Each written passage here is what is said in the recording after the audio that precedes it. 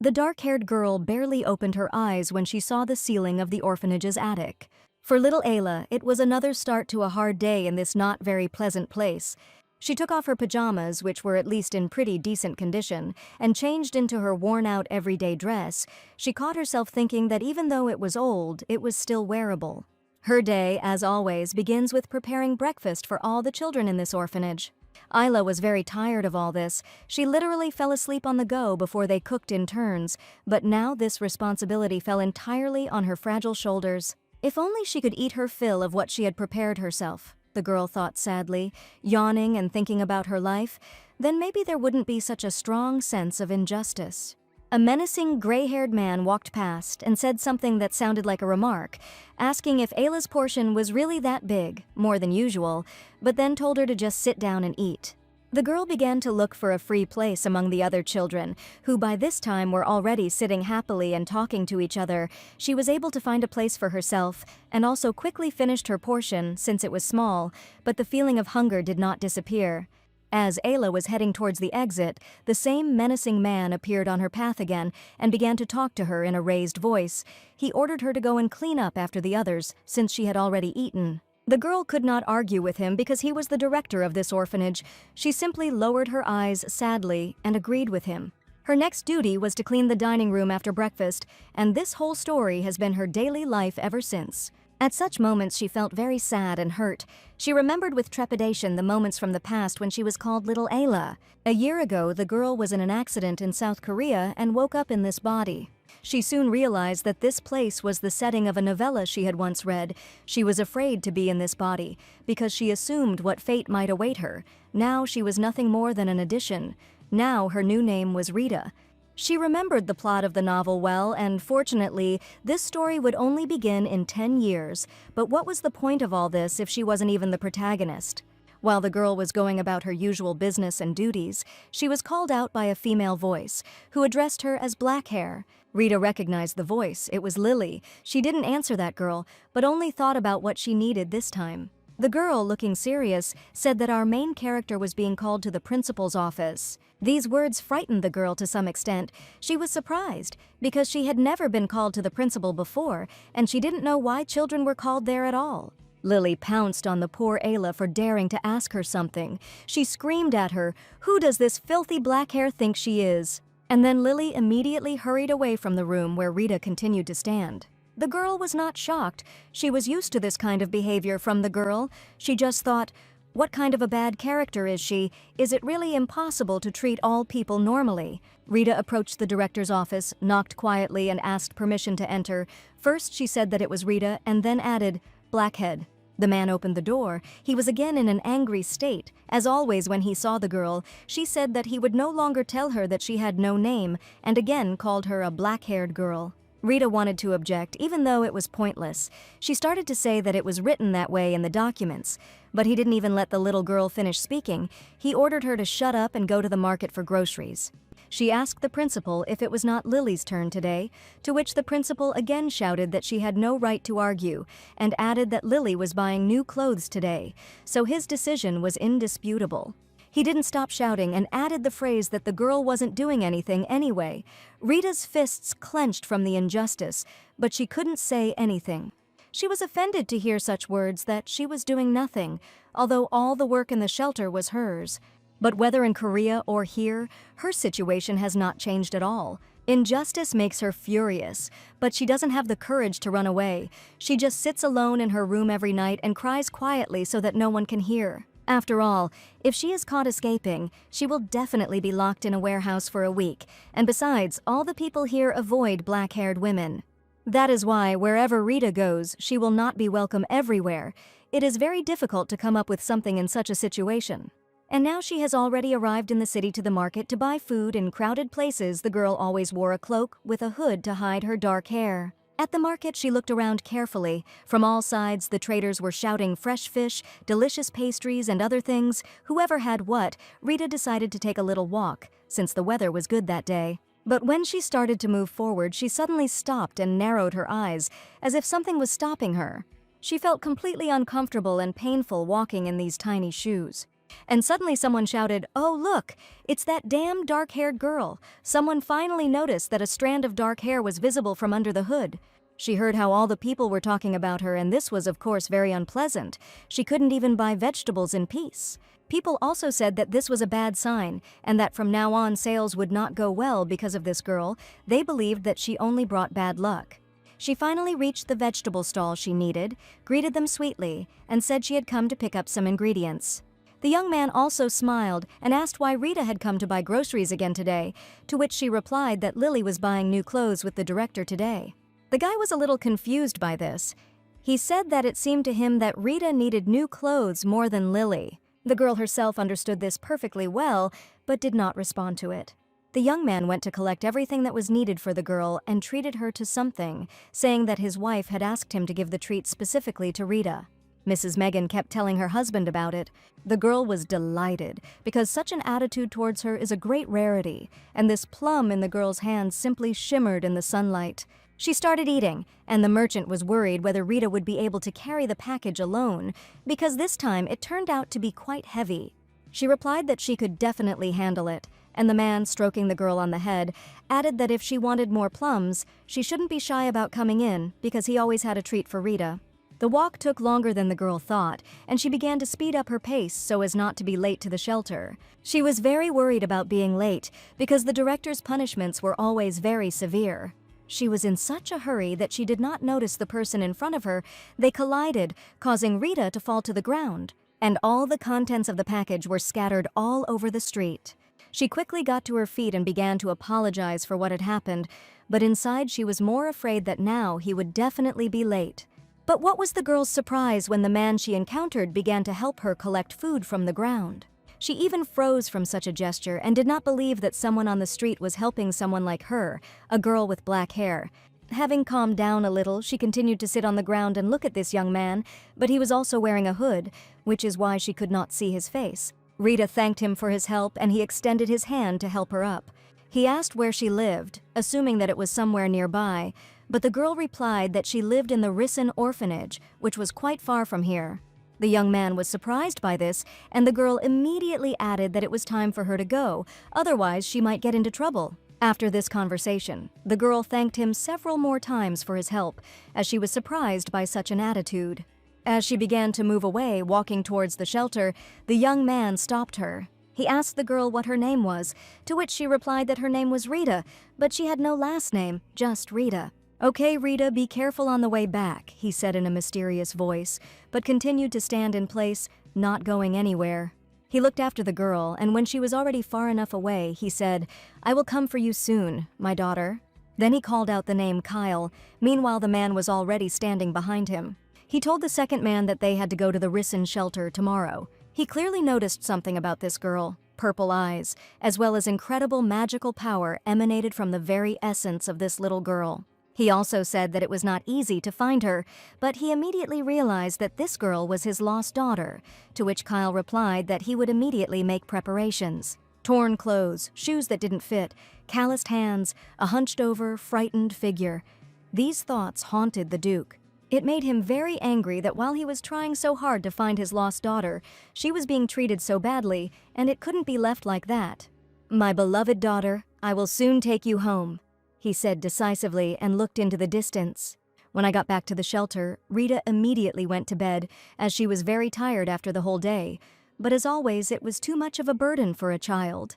Sometimes she dreams of her past life, and then Rita often wakes up in tears. She dreams that a young couple is standing in front of her. They are thinking about the fact that the child is a little different from the photo. They say that the girl looks gloomy and come to the conclusion that she is unlikely to suit them. The director of the shelter says that she is completely useless.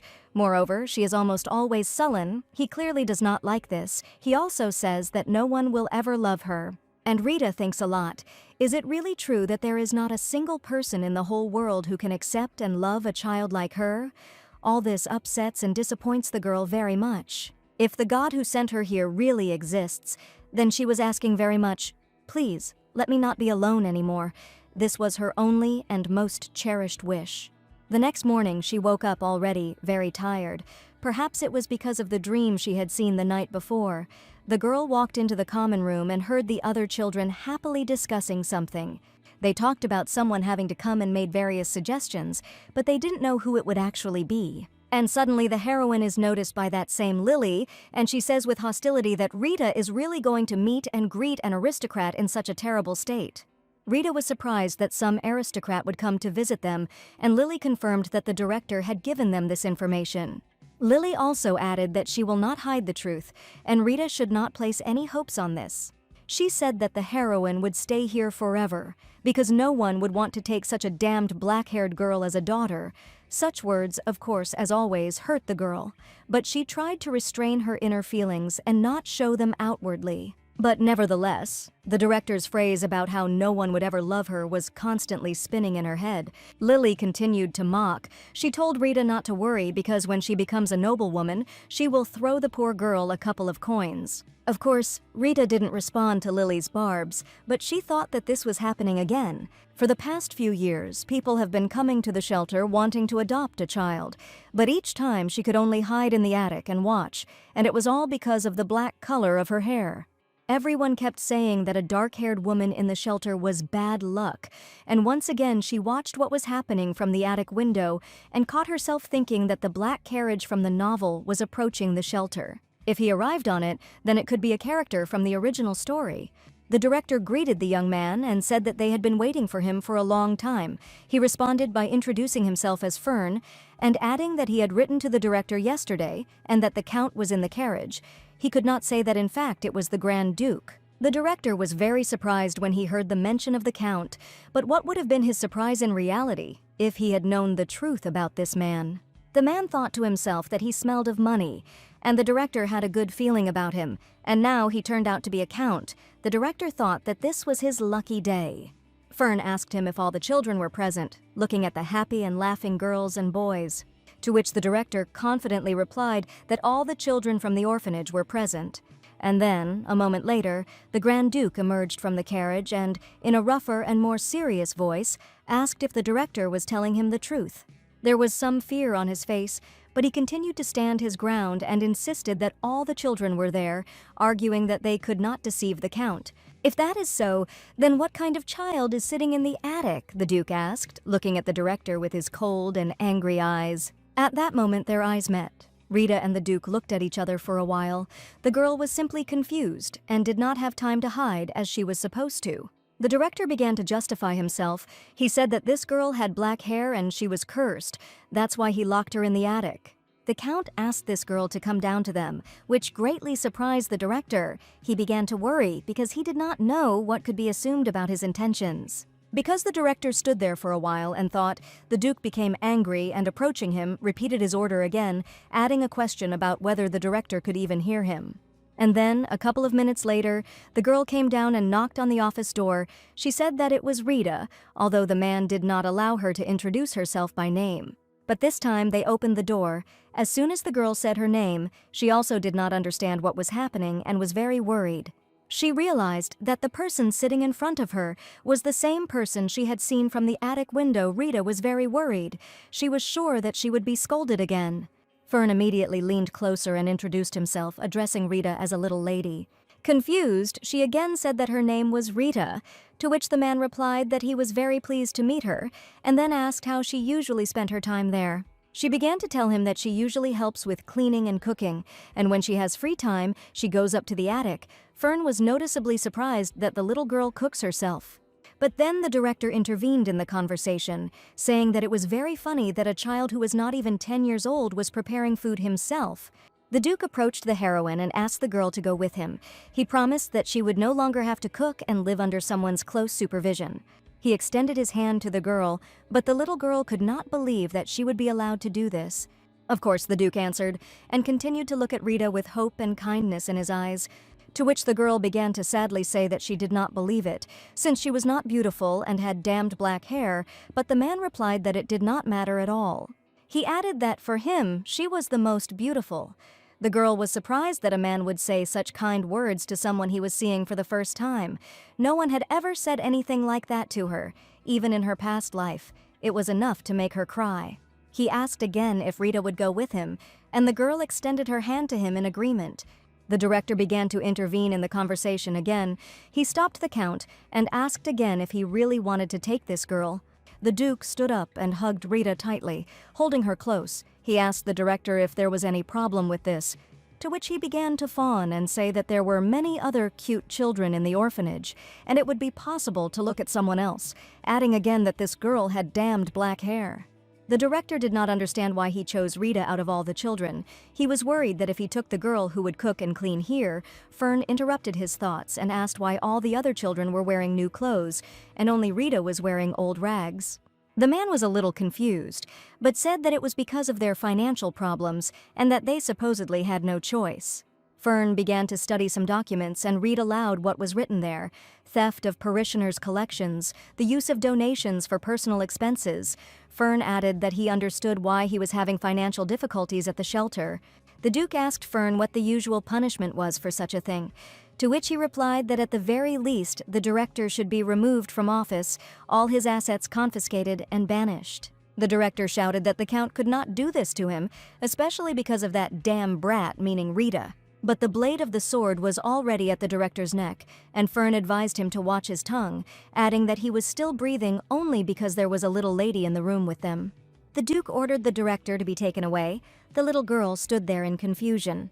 And now they were heading to the carriage. The Duke was carrying the baby in his arms, and in the distance the director's cries could be heard asking him to let go. The man asked Rita if she had anything she would like to take with her from the shelter, to which she replied that she didn't have any things here and she just wanted to leave. The Duke agreed and said that as soon as they arrived home, the girl would have everything she wanted. Rita was surprised to hear the word home and asked again. Such abrupt changes also scared her a little. Yes, home, the Duke answered her, and when he looked at the girl, his eyes shone with happiness. And finally that moment of calm came. The heart began to beat less quickly. They headed home in complete peace. They got into the carriage and began to drive towards the ducal estate. For a long time it was quiet inside. Everyone rode in silence. Rita was at a loss. She even began to think that this was all bad and should not have happened. She felt out of place. Sitting on the Duke's lap, she thought that she was ashamed. Such an inconspicuous girl to be next to such a man. She was too strongly instilled with the idea that she was nobody, and also cursed because of the color of her hair. And unfortunately, all she did now was cry non-stop, for which she was also very ashamed. Then thoughts began to come into her head that after some time, the Duke would decide to bring her back, how the children from the orphanage would treat her after that, probably even worse. But then the man took the hood of his cloak off his head, and Rita saw in front of her a man of pleasant appearance with beautiful eyes. But what was more surprising was that he also had black hair. She was so surprised that she couldn't help but ask if his black hair was real, to which the Duke replied in the affirmative. He began to tell Rita that he had a charming daughter, a child whom he had vowed to cherish and protect forever. But 7 years ago, he lost his daughter and wife in an accident. The wife died immediately, and the daughter was declared missing. Since then, the Duke has been looking for the black-haired girl, his daughter, everywhere. Only now Rita understood why he made such a decision about her adoption. But she said that she is not his daughter, unfortunately. The man knelt down in front of the little girl and asked her why she thought so, because he was sure of the opposite. The thing was that the director told the girl that she was the daughter of a servant, to which the man immediately said that this was out of the question and could not happen. After all, the girl has purple eyes, bright as violets, and black hair the same as the Duke, and he also feels the magic that surrounds Rita. He further added that the girl's name is not Rita, but Irita Krovachatz.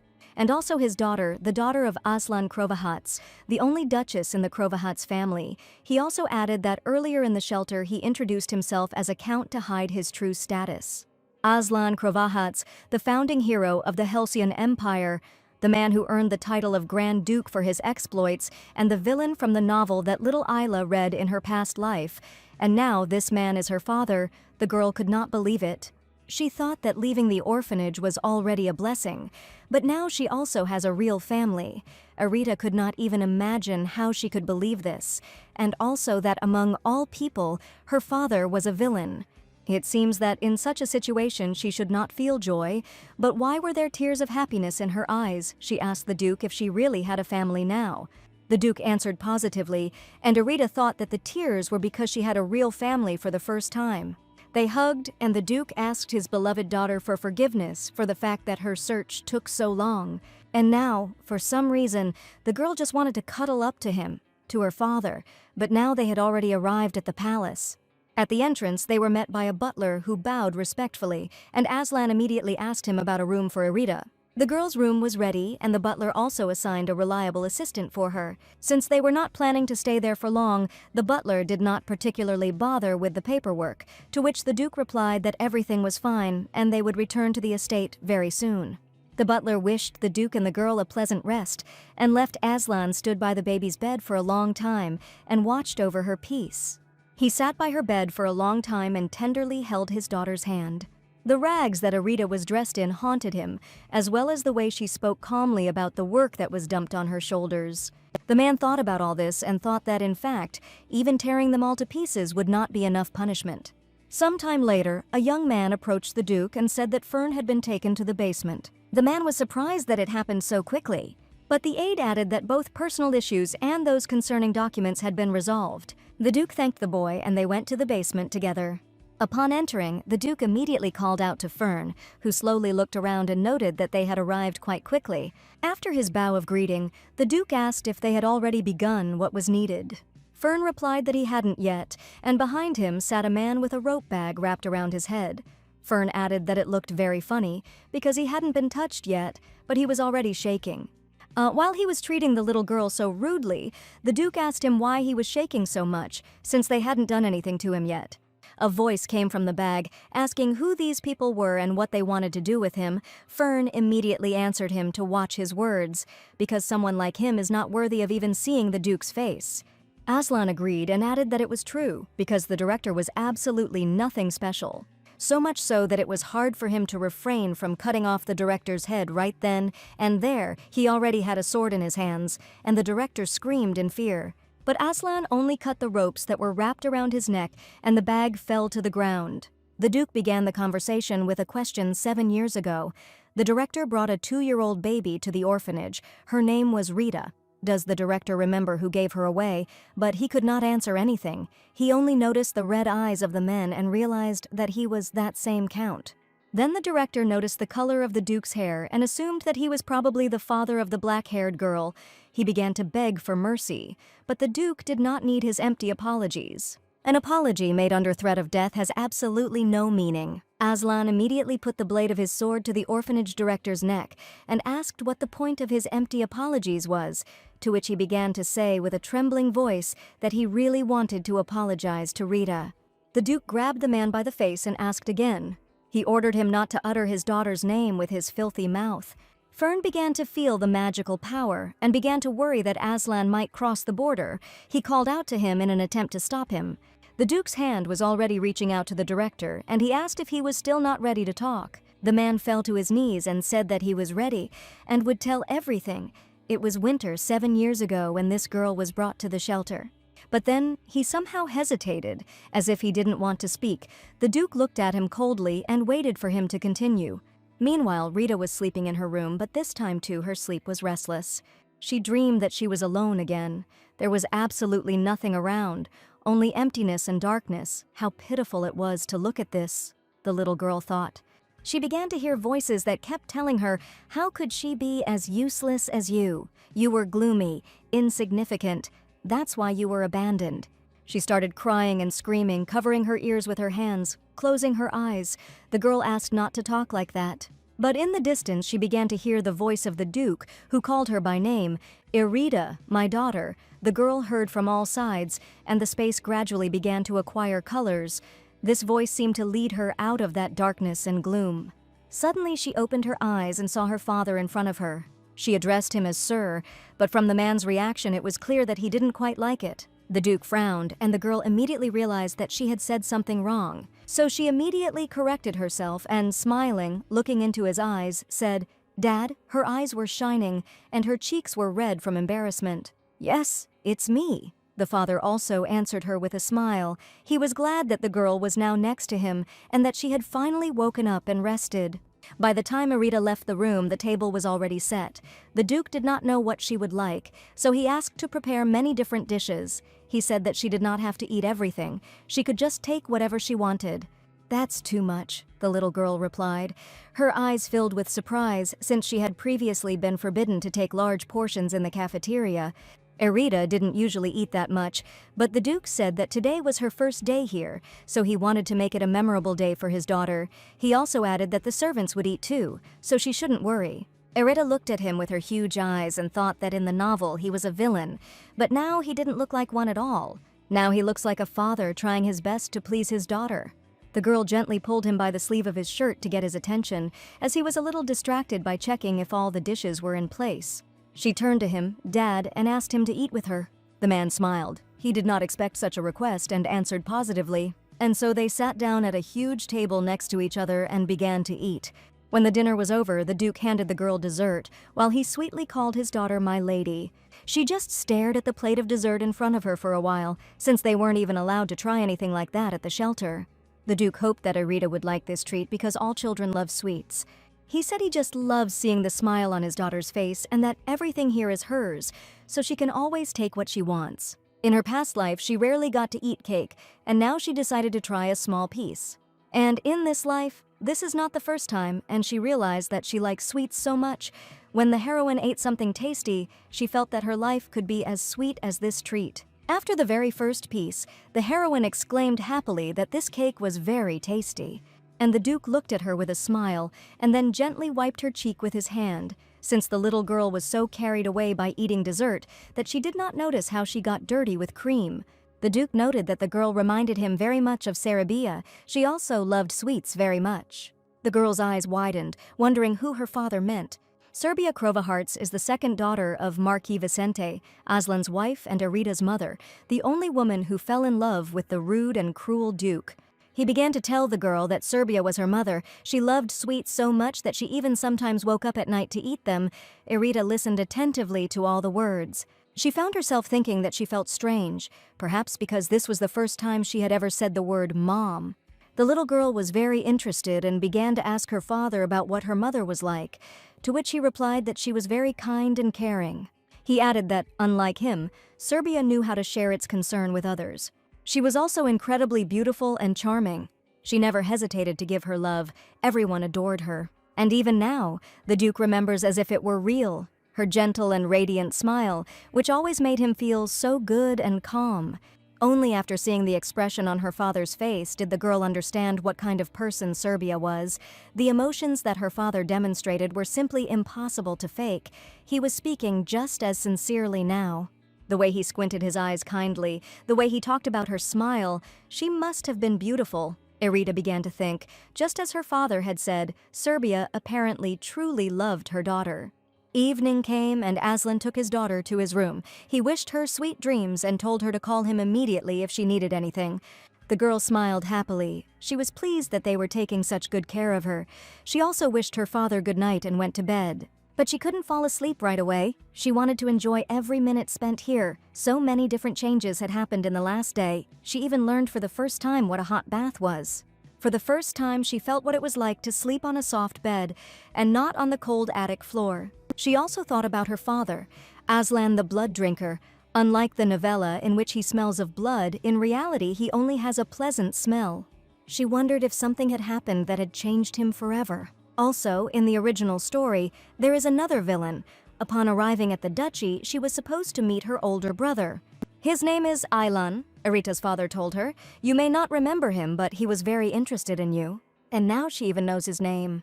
Aylan Crovaharts. In the original story, he was the villain who died along with Aslan, and now the girl has taken over the body of the youngest daughter of this family. Erita continued to just lie there. She even looked at her hands to see if this was really not a dream. She thought that she was just a side character who didn't even appear in the novel, but it seems that she really is the lost daughter of the Crovaharts family. It sounds like something out of a soap opera, the little girl thought. A year ago, after she found herself in Erita's body, the girl felt so bad that she couldn't even walk. The worker locked her in a warehouse and the baby survived on bread and water alone. She only stayed alive because she had memories from her past life, but in the original story, Erita would have died. Perhaps the poet's father in that story became the villain. The little girl clenched her fists and began to convince herself that she had never been abandoned and that she had always been the favorite child in the family. She didn't know how she ended up being the hero of this story, but one thing is clear: her existence influenced the original plot. In this case, the girl made a firm decision that it was worth changing the plot even more. She wanted to make sure that her father and brother would find happiness in the future. The next morning, the maid exclaimed at how beautiful the little lady looked in her new dress. This dress really fit the little one perfectly, and the color matched the color of her eyes very nicely. The maid handed Arita another dress. She said that in her opinion this color would also look good. The girl happily replied that she would try it on soon too. But the maid did not stop offering different options. She wanted the little girl to try on all the most beautiful and expensive things. Arita even felt dizzy from such pressure, and she asked Mary to stop. The girl's father entered the room. He looked simply amazing. This green suit, embroidered with expensive stones, perfectly matched the black color of his hair. The girl immediately apologized to him for keeping him waiting. The Duke took the girl in his arms and kindly reminded her that he had asked her not to run here, as it was dangerous, but the girl only wanted to be next to him as quickly as possible. The man agreed and suggested they go. It seemed like the awkwardness between them was starting to fade, maybe because they had spent too much time together over the past few days. The Duke looked closely at the girl and asked her what she was thinking about. She made kitten eyes and said that she would be interested to know something. Arita asked when they could go to the estate. The Duke replied that he did not know the exact date and continued to drink tea intelligently, then added that they would go there whenever Arita wanted. This answer surprised the heroine a little, and at the same time made her happy that now she had the right to choose, and they were consulting with her. The Duke stood up and began to approach the girl. He said that even if she said that she wanted to go there today, then so it would be. To which the little girl replied that she would like to do it today. The Duke knelt down in front of her and asked if she was sure, since the duchy would be a completely new place for her. But she replied that everything was fine and she wouldn't worry anymore. And then she asked her father if he would be with her.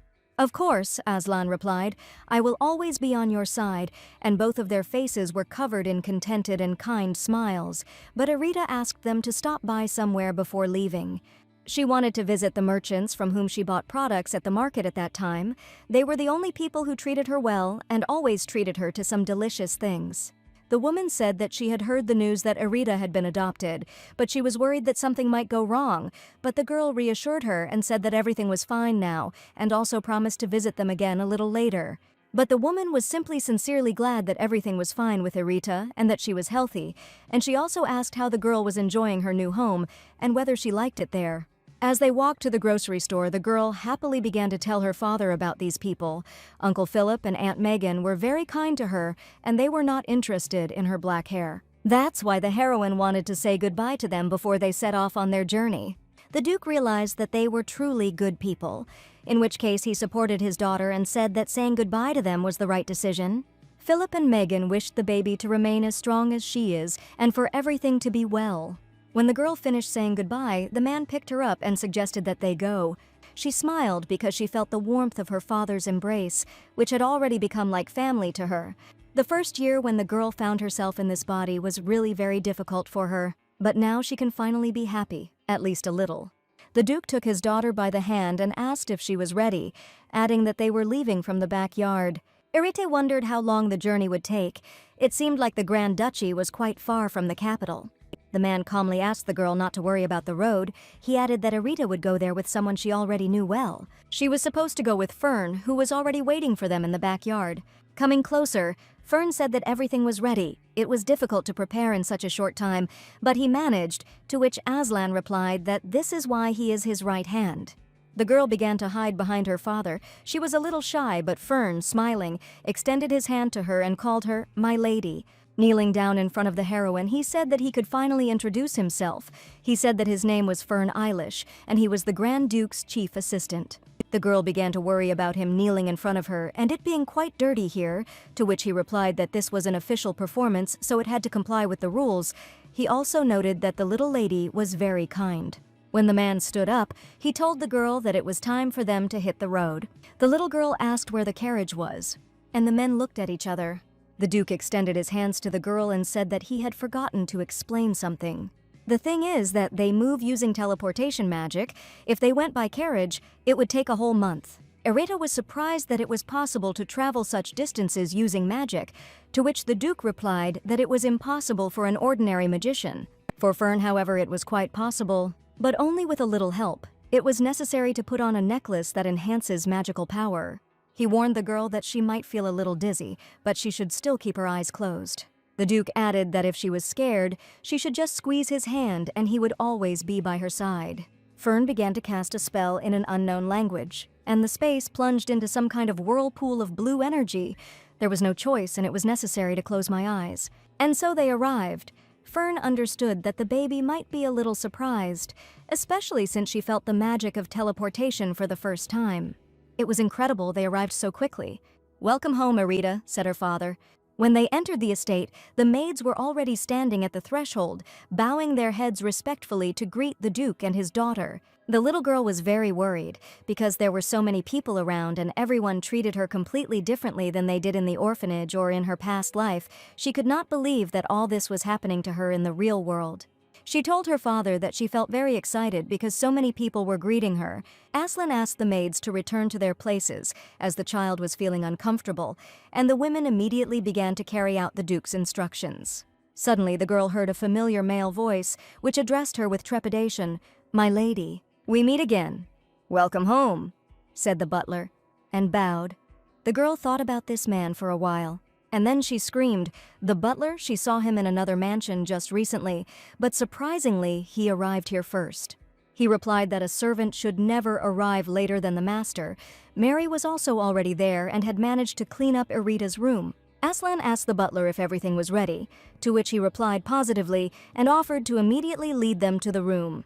The father asked the girl if she wanted to see the room, but in general, they could go wherever she wanted. The little girl's eyes lit up. She couldn't wait to see her new room. They arrived at the place, and the Duke opened the door and said, "Come in, this is your old room." The girl stood in place for a while and looked at everything carefully. She was surprised and delighted at the same time. This room resembled the chambers of a princess from the books she once read.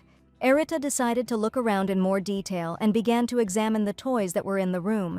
The girl was surprised that there was not a single speck of dust anywhere. She also felt that all the people around her were waiting for her arrival and preparing, and all their emotions were very sincere and not feigned. The Duke watched everything from the side, but suddenly he noticed that the smile had disappeared from his daughter's face. This alarmed him greatly, because he tried to do everything at the highest level. He asked the girl what happened. The Duke assumed that she didn't like the room, and then he offered to choose a friend if she wanted.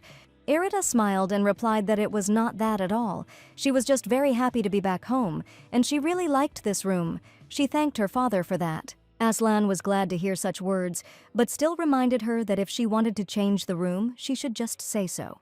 A moment later, their conversation was interrupted by an unfamiliar voice that said the word "Dad." Opposite the Duke and Arita stood a young man who introduced himself as Elan.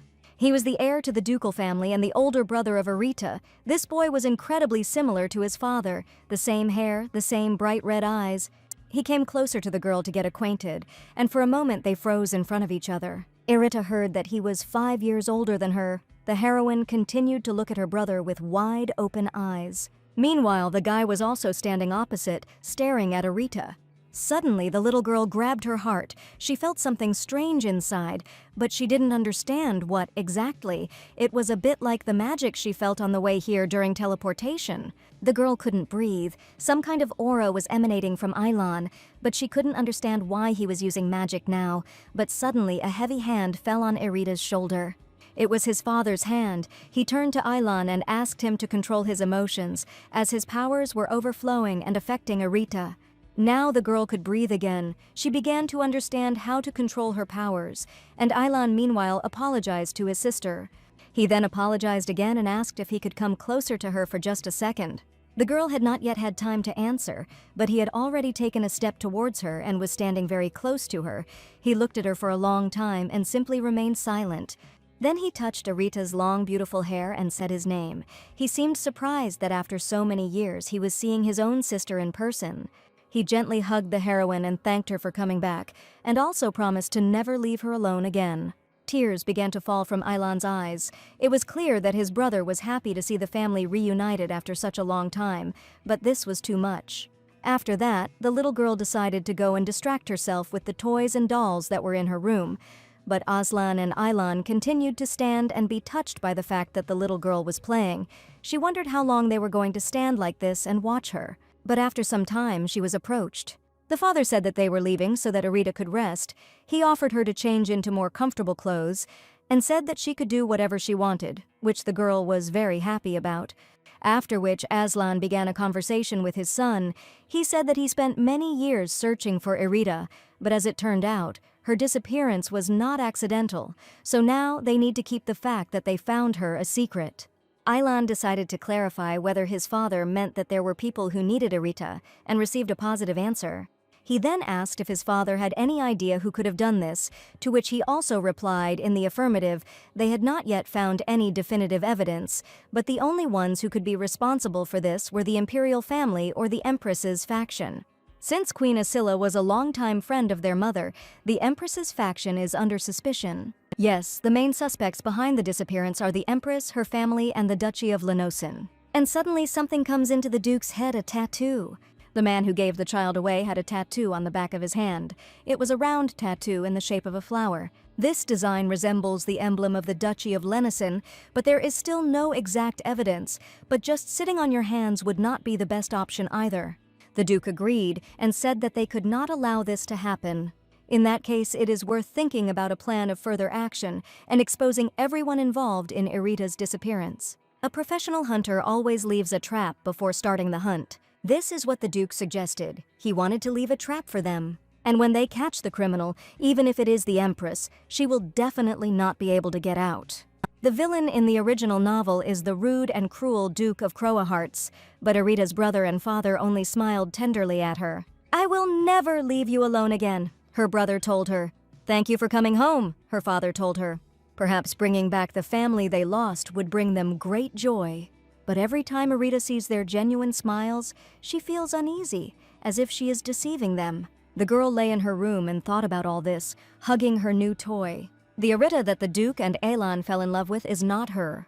The girl often thought that maybe her father had simply made a mistake, and that she was not their real daughter, and she also considered herself to be the wrong one because she remembered her past life. She wondered if Aylan and Aslan would find out about this. Would they be happy that at least Arita's appearance had returned? Or they will be upset that it is actually someone else in the guise of their daughter and sister. She really hoped they would think it was just fate. Arita knew it was selfish, but she didn't want to be alone anymore. The next day, Arita began to think that Mary was a little scary to her. How much desire does it take to try on 5 different costumes for the heroine every day, and each time braid her hair so that it matches the outfit? She even managed to escape with difficulty, saying that her father was waiting for her. As an excuse, Arita carefully knocked on the Duke's room. Her older brother opened the door, and as always, he smiled broadly. He was glad to see his daughter every time. He offered to come in and added that he was already getting bored. The girl thought that he was somehow saying such things too simply. They approached their father together, but something surprised Arita and she stopped. Aslan sat in front of her and held some piece of paper in his hands. Arita exhaled and thought, "It's good that he's here and not just her brother." The father sat the girl on his lap and asked if she had finished examining the room. She replied with a smile that she liked everything very much. Then she thought that without thinking twice she had rushed sharply to her father, and only now thought that Aylan might not like it. Perhaps he would be jealous. Aylan seemed to understand and gestured to his sister not to worry, and his father noted that he hadn't seen his son smile like that in a long time. He asked Aylan if he really loved his sister, to which he received a confident affirmative answer. She was truly charming. Both her father and her brother often spoke about it. Everyone was delighted with the little girl. But then Aylan suggested that his father stop, as he noticed that his behavior was embarrassing Arita, and besides, they wanted to talk about something important.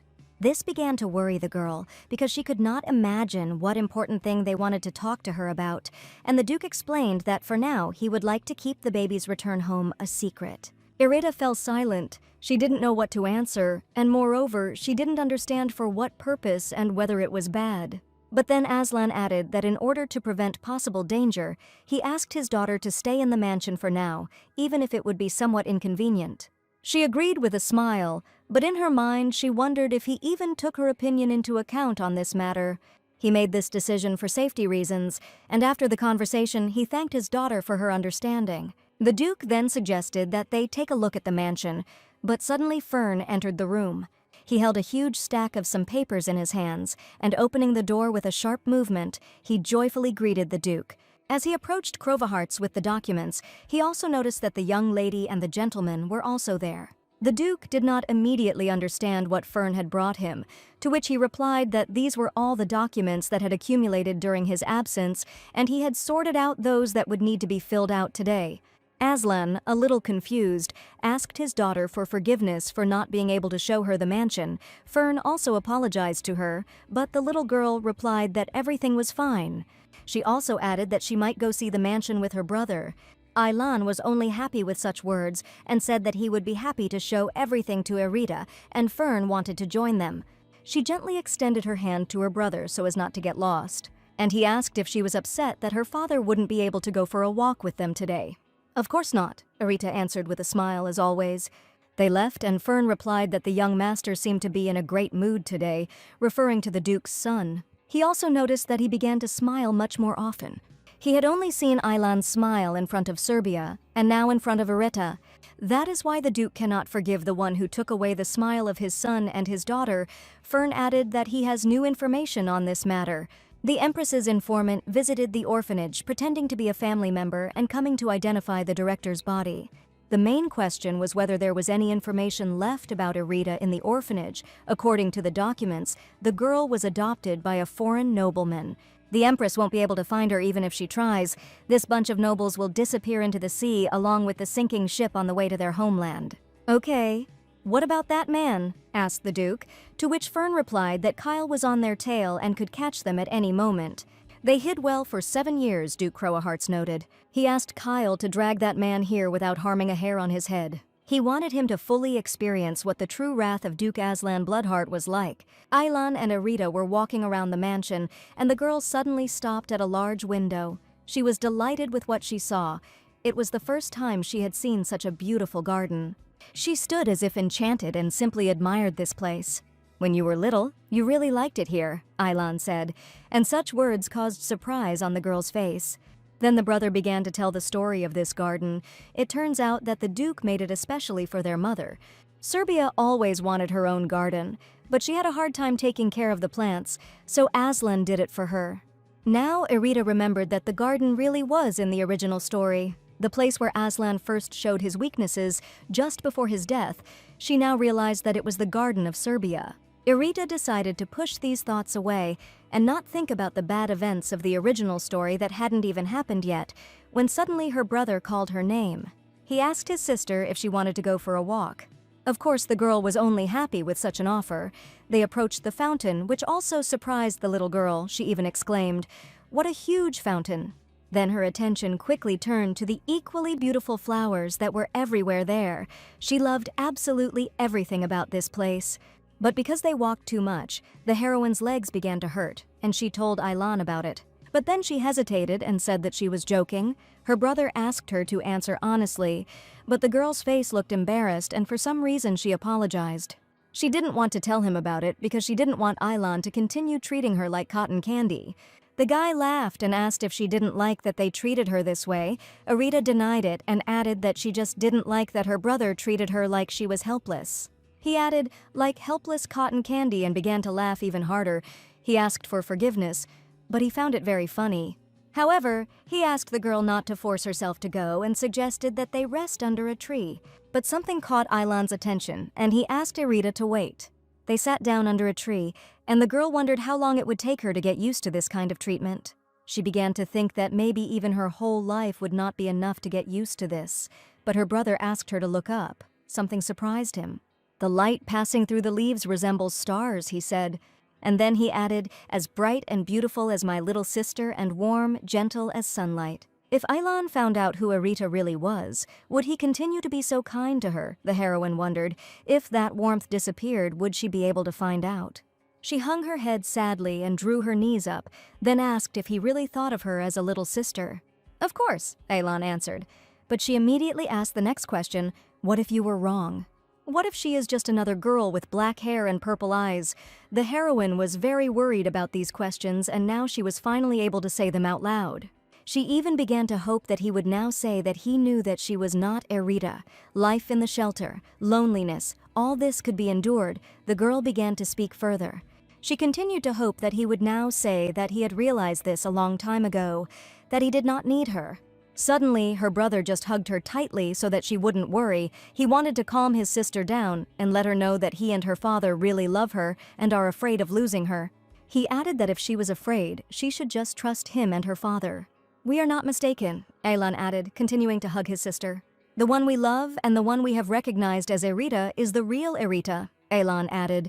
He promised that they would never be separated again. Even though her brother said that she was the real Erita and that he and her father were not mistaken, the girl's soul was still heavy. Because, to be honest, she was still a stranger to this body. She felt that way and didn't even know why she was here.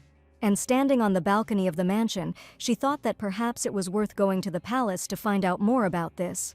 But even if that is the case, the love between Elan and his father will not change. The girl thought for a long time and convinced herself to be strong. The people who love her, the people she loves, are changing their terrible future. She came to the decision that this was all she needed to focus on for now. A few days later, the Duke and his son are standing in the corridor. Aslan asks him if this is true, and he replies that it is. Island says it still breaks his heart to remember how Erita cried. The Duke couldn't believe it happened. Erita should have accepted the love of her family without hesitation, but she feels like this love does not belong to her, and even worse, she is afraid of being abandoned. Her father asked Elan if this happens again, to calm Erita down. Their conversation was interrupted by Fern, who appeared as suddenly as always. He reported that Kyle had successfully captured that man. He should arrive tomorrow at noon. Now the Duke could officially announce the return of Erita. The one who left the girl in the shelter apparently thought he was saving her. What nonsense! The Duke was indignant. Fern asked if he should inform Master Islan, but Aslan replied that he would do it himself, since all that was on his son's mind right now was how to spend more time with Erita. And all that matters now is her well-being. Official announcement of the return of Erita Crowahearts, daughter of Aslan Crowahearts and Grand Duchess Crowahearts. The glass flies to the floor with screams after seeing the news. The red-haired girl is furious. She screams that this pathetic girl should have died at sea, while the maid tries to calm the girl down. "I was sure that she was dead," she continued to scream, and crumpled the piece of paper on which the official announcement was written. 7 years ago, without having confirmed the heroine's death with her own eyes, the girl never thought that all this would come back and haunt her. "One more year, and everything will be ready," she said. She began to reassure herself that everything would be fine. After all, she had ordered this to be dealt with. No matter how strong Crowahearts was, they would never be able to know the truth after 7 years. The girl decided that she urgently needed to end this before Crowahearts got to the bottom of the truth. A year later, a blonde woman is lying on the bed. It is the Empress. Her health is very bad. Her son sits next to her and holds her hand, begging her not to die and not to leave him. It's been a year since the announcement of Erita's return, causing a stir in the capital. The girl didn't even know about it, since she didn't leave the mansion. Meanwhile, a lot had changed. She became closer to the people in the mansion and to her family. The heroine also began to take magic lessons from Fern. As Fern says, the girl is amazingly talented in magic, while her father looks significantly worried about this. But the heroine thinks that it will be useful for her. It means that she will now have another weapon for the future. Moreover, Fern turned out to be a very good teacher. Despite his slightly Spartan style, he really knows how to emphasize the key things. If he had been born in Korea, he would most likely have become a famous teacher, Erita thought. Thanks to this, learning is very fun. Who would have thought that studying would be a pleasure for the heroine? But the heroine's thoughts were interrupted by the maid, who said that she had been looking for her everywhere. Mary said that the master had asked to call her, and it seemed that he had some urgent matter, but Erita thought that they had breakfast together just a couple of hours ago. She had a bad feeling.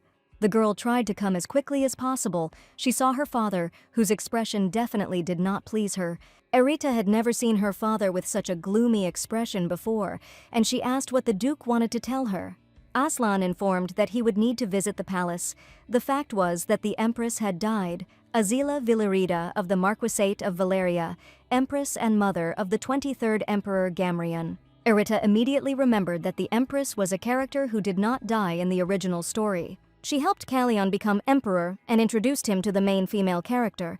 The fact that she is dead means that the future will be changed. The heroine immediately began to think that the possible reason for these changes was her existence. In the original story, Aslan did not find his daughter.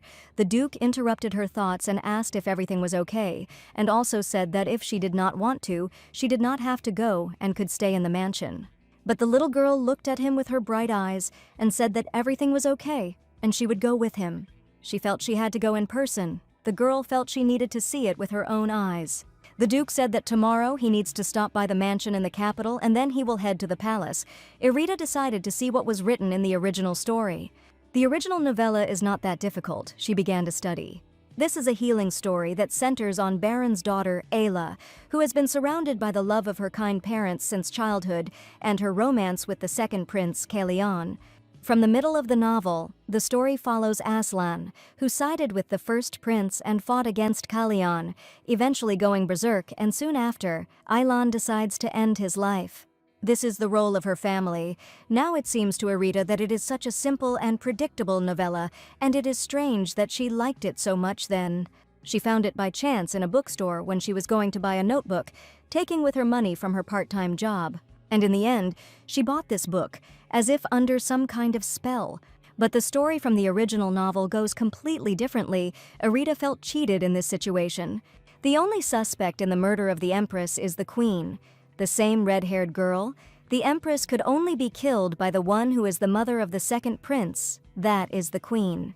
The main male character, Kalyan, is now 11 years old, and Irita will see him tomorrow. It was strange for the girl to think that she was heading to the palace where the plot of the novel unfolds, but the heroine thought it was a good opportunity.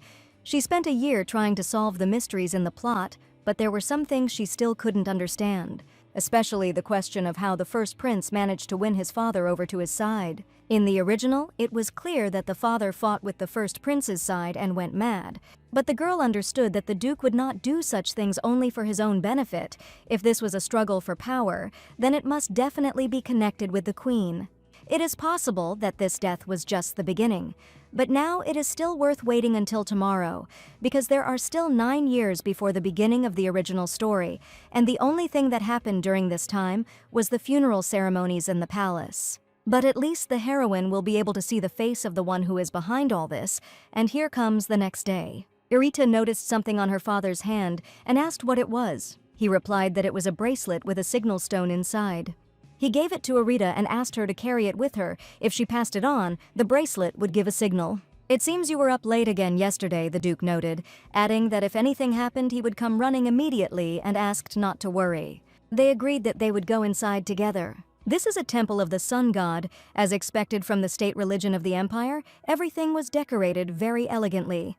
It is announced that Queen Aisha Renosan and the first prince of Thesis Ruin Elver are already here. Here they are. The heroine froze in anticipation of their approach. The way they wipe away their tears gives them the appearance of deep sadness. Irita thought that no one would believe that the relationship between the Empress and the Queen was bad. They came in, which means that Kalyan Ruin Elver will appear very soon. And so the second prince arrived. He did not inherit the golden hair, the symbol of the royal family. He was the main character, the story that Irita liked in her past life. The priest began to read a prayer. There was silence all around, and the one who lost his family due to the change in history suffered the most. But Irita noticed that he was pretending that everything was fine. He was clenching his fists so hard that his hands turned pale. No matter that he is a prince, it must be hard to remain calm after his mother's death. They say that the Empress died right before Kalyan's eyes. It's hard to imagine the shock he experienced. Irita thought about what if he lost the only person who understood him because of her. After all, the only thing that differs from the original novel is Irita herself. If history changed because of her, she would need to make sure no one got hurt. This point of loneliness, the heroine understood it better than anyone. The heroine thought that they would return home immediately after the funeral. But the Duke asked Aylan to look after his sister, and he himself said that he would return soon. Aslan went to meet the emperor, and the girl simply decided to wander around the court garden, but he was partially forced. She noticed that even the fountain was decorated with jewels. Aylan noticed the heroine's thoughtfulness and asked what she was thinking about. Suddenly, she asked an unexpected question. How much will I get if I sell this fountain? Elan noted that she sometimes expresses very strange thoughts. The girl asked not to mock, but he continued this topic and said that if she liked this fountain, then they could buy the same one for their garden. But a man was already approaching them with a quick step, who called out to the young duke. He asked what happened, and the man said that he had something important to tell him. Elan asked his sister to wait for him in the palace, to which she replied that she would just continue walking in the garden. Everything was fine. He was a little worried and asked again if it was okay if she was alone, but the girl repeated that everything was fine, reminding her that she had a bracelet that her father had given her. Elan reminded her once again that if something happened, she should immediately call him and he would come running, and with that, they said goodbye. The heroine decided that she wanted to practice magic, and after moving away some distance, decided that this place was perfect. She began to cast some spells and remembered the exercises Fern had told her about in class. The efforts were clearly paying off. It had become much easier for Arita to control magic. Now it was time to take the next step. But suddenly she had to stop. She noticed that Kalyan was next to her, but what was he doing here? For a while, they just stood and looked at each other. The boy apparently didn't expect to see anyone here either. Arita was confused and didn't understand what to do. Maybe she should say hello, she thought. And when she opened her mouth to say hello, the boy put his finger to his lips, indicating that she should say nothing and be quiet. In the distance, the heroine heard voices that were clearly looking for the prince. She assumed that he wanted to hide from everyone, but accidentally stumbled upon her. Kalyan apologized and asked to be quieter. But suddenly the guys heard steps approaching them. Apparently people heard that they were talking here. The voice continued to repeat questioningly, "Your Highness, are you here?" But the boys sat silently. Arita decided that there was no choice and that Kalyan needed help. She hid them with the help of magic, and in an instant they seemed to evaporate into thin air. They continued to remain silent, despite the fact that they were not visible, and the man who was looking for the boy thought that he imagined it. He began to leave. The guys sat in silence for a while, just in case, so as not to attract unnecessary attention to themselves. Arita explained that they had to hurry, which is why they were too close under the dome. Kalyan began to speak in a whisper, but Arita said that he could speak as usual. No one would see or hear them. Her father and Fern told Arita not to use magic outside the home, but this time was an exception. She just didn't want Kalyan to get hurt because of her again. They looked around to make sure there was no one nearby. The boy thanked the heroine. He said that thanks to her he was not caught, and added that he did not know that the young lady could do magic. He offered the girl his help. Arita extended her hand to him and asked him not to tell anyone that she had used magic. He already understood that the heroine could get into trouble if someone found out, so he promised to keep quiet. The heroine froze for a moment, looking at him, his silver hair, each hair sparkling in the moonlight. But suddenly he said that it looked like someone was looking for the girl. Indeed, in the distance, voices were heard shouting the heroine's name. They were about to leave, but Arita suddenly stopped Kalyan and handed him her bracelet, which she had made herself. She didn't know yet if it was superstition, but this bracelet brought good luck to Arita. The boy took it in his hands and grinned a little. She wished the prince to stay away from trouble, because he had no one else on his side. The girl with black hair, the young lady Crovahearts, Kalyan heard that she lived for a long time without even knowing that she had a family. Despite all the trials she has gone through, she still smiles like that. He also wished Arita to be happy and smiled, holding her lucky bracelet in his hand. Having reached the house, she went out onto the balcony and sighed heavily. She thought about everything that had happened recently.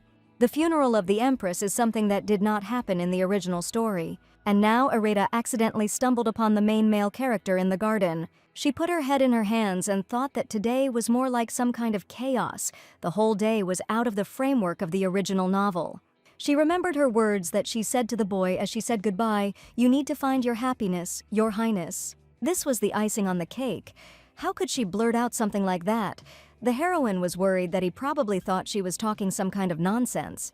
In the original story, Kalyan was an enemy of her family. He was responsible for the death of Arita's father and brother, but now everything has changed. Perhaps she will even be able to lure Kalyan to her side. If Arita succeeds, she will be able to change the fate of her family and save the lives of her father and brother. But suddenly, the girl began to feel ill.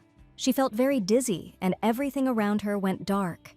Some voices began to be heard in her head, which insisted that the Grand Duke was not who he seemed, and Arita grabbed her head from such surprise. There must be a reason why the Duke sided with my brother. Maybe it was magic. Maybe it was a curse. The voice in her head continued to say. Erita couldn't stand it anymore. It was the first time she had encountered something like this, so out of fear and lack of strength she fell to the floor and waited for it all to end. She couldn't understand why these visions and this silver hair that she accidentally saw in front of her suddenly appeared. She realized that it was definitely Kalion. Perhaps Erita simply saw something from the untold past of the original story. Kalion in her vision spoke as if he knew her father very well, as a man loyal to those he trusted. The heroine began to think that maybe her father supported Kalion at first, and then for some reason went over to the side of the first prince. Perhaps the first prince and empress had put some pressure on him, and now when Erita thought about it, she began to hear the word curse. Maybe the father will be cursed, but ordinary magic does not work on him. Since he is a master of the sword, the girl did not know why she had such a vision, but it is definitely worth thinking about. She decided that the only person she could ask about the curse was Fern, so she went to him at the crack of dawn, and the man, as always, greeted the girl with a smile. He already thought that something had happened if Erita wanted to see him so early. Fern asked why Erita had suddenly become interested in curses. The girl simply smiled. She couldn't think of what to answer him. She herself realized that running to him at dawn and starting asking questions really looked suspicious. She had to come up with an excuse quickly. She said that she just wanted to know about potential dangers, but the man asked the young lady not to worry, since if anything happened, he would always be there. But Erita stood her ground and repeated the question of what he knew about curses, especially those that could work on a swordmaster. Fern was a little embarrassed to hear such a question, and then asked if His Majesty had done anything to offend the girl. 8 years later, regarding that question, it is very difficult to curse a swordmaster. In fact, curses are closer to folklore than to real magic. If Erita is looking for a spell strong enough to curse the swordmaster, then it would be better to use black magic. Erita wrote down all the information related to this in her notebook over the course of several years. Suddenly, Mary appeared at the threshold of the room and joyfully said that she knew that the young lady would be here today. The girl also smiled sweetly at the maid and asked her what happened. Mary tried to gently scold Erita a little while brushing her hair. The maid did not understand how much one had to love reading to forget about time, because the heroine almost missed her farewell party. Erita apologized and said that she hadn't noticed how time had flown by so quickly. 2 years ago, she and her father had gone north. And today, there is a farewell party because Erita needs to go to the capital, where the coronation will take place, because she turned 18 years old. Questioning preparations for the coronation, these days were just a hurricane. The north felt so frozen and lifeless, but thanks to Erita, it became full of energy for many. That's why everyone looked so sad when the heroine left. Mary said that today she had to make the girl absolutely irresistible and therefore ordered her not to even think about resisting. And then the doors to the hall swung open. Everything was ready for the farewell ceremony. The Duke was also beautifully dressed and looked as radiant as ever. When he saw his daughter, he said that she had always been beautiful, but now even more so. The Duke wanted her brother to see her exactly like this. The heroine noticed that her father even dressed in uniform, to which he replied that Erita herself had asked him about this a week ago. They exchanged compliments and got ready to go inside. The guests had already gathered inside. Pleasant music was playing and everything was just top-notch. A smile immediately appeared on Erita's face from such beauty around. The Duke watched his daughter's reaction and was also pleased. Suddenly, Fern appeared next to him, saying that he couldn't be late for such an event, and also adding that although it was strange to say this, his young lady was already quite grown up. But sometimes her father was still interested in what thoughts were going through her little head and what was keeping her from relaxing. The Duke asked Fern if he knew anything, and then added that if Erita wanted to keep it a secret, he would not pressure her, but only wanted Fern to support her in this. The magic lessons, the research she had been doing since childhood, it was all interesting. The Duke simply asked him to make sure the girl didn't get hurt in the process. Fern exhaled. He realized that Aslan was not aware of her knowledge of black magic and promised that everything would be fine. But Fern warned the heroine that whenever it came to her, the Duke noticed it. However, her smile changes everything and she can do anything. The next day, the girl was already ready for the trip to the capital, and Mary checked whether they had taken everything they needed. Leaving the north after 2 years was a strange feeling, and Erita hadn't really thought about it when she first arrived in the duchy. Today was the day the girl left the north and headed to the capital, following a plot that began too early due to Kalion's return, which happened a year ahead of schedule. Erita had already arrived. She was looking thoughtfully at the mansion she had not seen for so long. Fern lowered his head strangely and told the young lady that this was too much. His body is no longer what it used to be, and it is already very exhausting for him to use teleportation magic, but the girl with a smile told him not to come up with stupid things, because he is still very young. Fern said it was a matter of endurance, to which Aslan replied that if that was the case, then perhaps he should ask the Knight Commander to train Fern. Of course, these were all jokes, and this dialogue was interrupted by Aylan, who had also already arrived at the mansion. Erita and Aslan cried out in joy. They were both overjoyed to see him. The girl immediately threw herself into her brother's arms and said that she missed him very much. The brother immediately began asking her if everything was okay with her during this time. She answered that everything was fine, and also asked how things were going with him. She noticed that Aylan had lost weight compared to the last time they saw each other. But Aylan only patted his little sister on the cheek and said that Erita was still as sweet and beautiful as she had been before. The maids began to whisper. They had never seen Aylan smile like this before, but Erita was already used to it. Father suggested finishing the greeting and heading to the mansion. Aylan supported this idea, since it was already significantly cooler outside, and the family went inside together. The capital is certainly huge. There are many cafes near the mansion. The girl looked at everything that surrounded her with pleasure and admired it. Erita thought about something. When she was little, she only moved between the imperial palace and home. Then she did not notice that people in the capital were not particularly surprised by black hair. Aylan explained that this place was similar to the main duchy, and after all, this was where their family roots were. The further you go from the capital, the more people there are who believe in legends. There aren't many of them in the capital. Stories about black hair being a sign of demonic blood or a curse were just fairy tales here, and only now did Erita understand why Risen, where she grew up, was full of prejudices. At that moment, a woman who worked in this cafe approached the guys. She brought desserts and wished them bon appetit. Aylan wanted his sister to try this sweetness, and as soon as the cake touched her tongue, the girl's eyes immediately opened more in surprise. It was incredibly delicious. The heroine even asked her brother how he found this cafe. Aylan asked someone who lives in the capital, told them that his little sister loves sweets very much, and they recommended this place.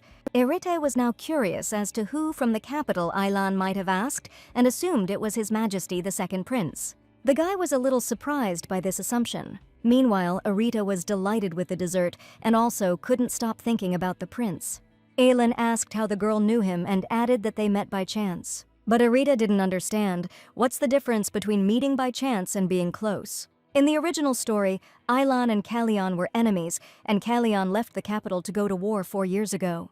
Aylan arrived in the capital 2 years ago. It was unclear when they met. Kalion returned last month. The time of his return is already different from the original story, so it is no longer possible.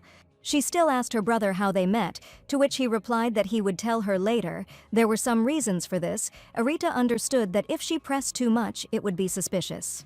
Aylan promised to tell her everything later, and the girl took him at his word. A wind picked up outside and blew the girl's hat off her head. It was a hat that her father had given her. It would be a shame to lose it forever. But suddenly she noticed her hat in the hands of an unfamiliar man who caught it and was heading towards Erita. He handed the missing item to the girl, and she thanked him for his help. The young man was wearing a hood and his eyes were covered by his silver hair. Because of this, the heroine could not see his face at all. The stranger said that it looked like someone was waiting for the girl and she should hurry. Erita was a little confused by this situation and began to simply turn around. And at that moment, that stranger simply disappeared, and the heroine was left standing alone in the square. She asked Aylan, who approached, who it was, to which he simply suggested that she go back. She tried to distract herself from the situation and not get too much into her head, so she smiled and replied that she was already on her way. But the image of this unknown person still swirled in her thoughts. Was he really in such a hurry, the girl wondered. Meanwhile, that young man stood around the corner and watched the guys. Aylan and Erita sit opposite each other in silence for a while. The girl was happy that, thanks to her brother, she was able to buy a birthday present for her father and really hoped that he would like it. But suddenly, her thoughts were interrupted by Aylan, calling the girl by name.